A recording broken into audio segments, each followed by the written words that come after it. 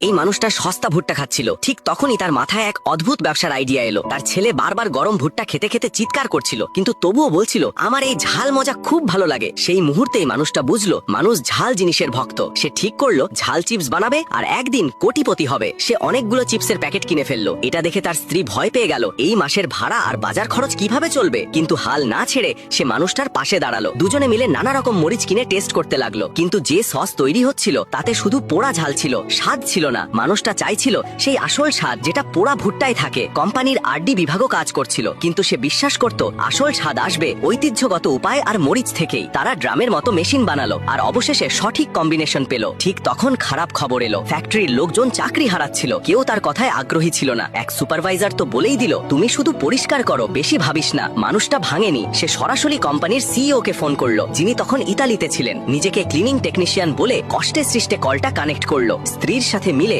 সে sample তৈরি করে CEO কে পাঠালো। কয়েকদিন পর সিইও নিজেই ফ্যাক্টরিতে এলেন। অফিসাররা অবাক যে কে নাকি ডেকেছে। যখন জানলো এই মানুষটাই ডেকেছে, তখন সবার সামনে তাকে বকাঝকা করা হলো। লোকজন বলতে লাগলো সিইও কে আইডিয়া পছন্দ না হলে ফ্যাক্টরি বন্ধ হয়ে যাবে। মানুষটার মন কেঁপে গেল। বাড়ি গিয়ে সব বললে স্ত্রী তাকে আয়নার সামনে দাঁড় করিয়ে বলল আমি আজও তোমার সাথে আছি, কারণ আমি তোমায় বিশ্বাস করি। নিজেকে ছোট ভেবো না। সে মানুষটাকে ব্যবসার বেসিক শিখালা, স্পিচ লিখে দিল আর সিইওর সাথে কিভাবে কথা বলতে হয় সেটাও শেখাল।